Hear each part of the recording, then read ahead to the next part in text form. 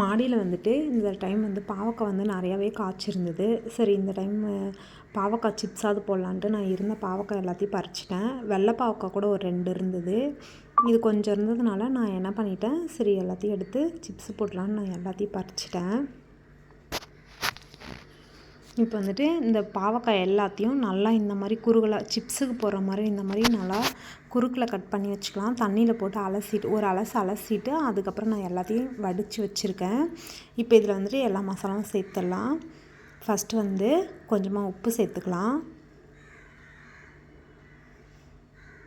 அதுக்கப்புறம் ஒரு 2 ஸ்பூன் வந்து கடலை மாவு சேர்த்திங்கன்னா இன்னும் நல்லாயிருக்கும். அதுக்காக தான் கடலை மாவு வந்து ஒரு 2 ஸ்பூனு, 1 ஸ்பூன் வந்து அரிசி மாவு, அதுக்கப்புறம் காஷ்மீர் சில்லி பவுடர், அது வந்துட்டு கலர் நல்லா கொடுக்குன்றதுக்காக அது ஒரு 1/2 ஸ்பூன் வந்து நான் எடுத்திருக்கேன்.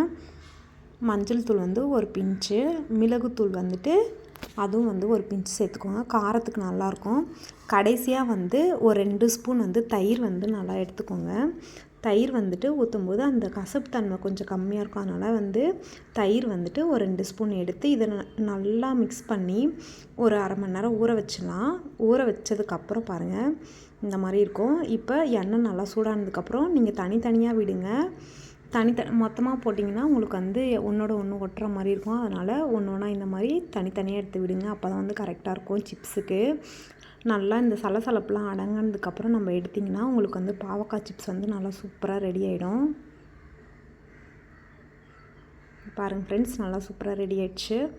உங்களுக்கு இந்த வீடியோ பிடிச்சிருந்துன்னா கண்டிப்பாக லைக் பண்ணுங்கள், ஷேர் பண்ணுங்கள், மறக்காமல் சப்ஸ்கிரைப் பண்ணுங்கள்.